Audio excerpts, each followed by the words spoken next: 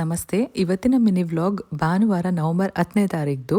ಇವತ್ತಿನ ಡೇ ಒಂಥರ special. Ready ಆಗ್ಬಿಟ್ಟು ನಾನಂತೂ ಹೊರಟ್ಬಿಟ್ಟಿದ್ದೀನಿ ಮಕ್ಳನ್ನ ಬಿಟ್ಬಿಟ್ಟು. ಬಾಯ್. ಎಲ್ಲಿಗೆ ಹೋಗ್ತಾ ಇದ್ದೀನಿ ಅಂತ ಅಂದರೆ ಖಡಕ್ ಉತ್ಸವಕ್ಕೆ ಹೋಗ್ತಾ ಇದ್ದೀನಿ.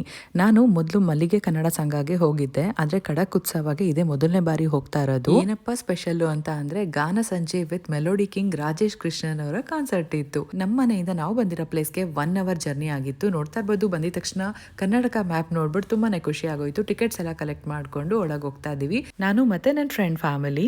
ಈ ಟಿಕೆಟ್ನ ನಾವು 1 ತಿಂಗ್ಳಿಗೆ ಮೊದಲೇ ಪರ್ಚೇಸ್ ಮಾಡಿದ್ವಿ. ಈ ದಿನ ಯಾವಾಗಪ್ಪ ಬರುತ್ತೆ ಅಂತ ಕಾಯ್ತಾ ಇದ್ವಿ. ಯಾಕಂತ ಅಂದರೆ ನಮ್ಮ ಚಿಕ್ಕ ವಯಸ್ಸಿಂದನೂ ಇವತ್ತಿನವರೆಗೂ ಇನ್ಯಾವತ್ಗೂ ರಾಜೇಶ್ ಕೃಷ್ಣನ್ ಸರ್ ಸಿಂಗಿಂಗ್ ಅಂತ ಅಂದರೆ ಅವ್ರ ಸಾಂಗ್ಗಳಾಗಿರ್ಬೋದು ಒಂದೊಂದು ಅದ್ಭುತ. ಫುಲ್ ಖುಷಿಯಿಂದ ಹೋಗ್ತಾ ಇದ್ದೀವಿ. ಮಕ್ಳನ್ನ ಯಾಕೆ ಕರ್ಕೊಂಡು ಬಂದಿಲ್ಲ ಅಂದರೆ ಅವ್ರಿಗೆ ಇಂಟ್ರೆಸ್ಟ್ ಇರಲ್ಲ, ನಮಗೆ ನೋಡೋಕ್ಕೂ ಬಿಡಲ್ಲ ಅಂತ. ನನಗೆ ಕಮೆಂಟ್ ಮಾಡಿ ಒಂದ್ಸರಿ ಮೀಟ್ ಮಾಡಿ.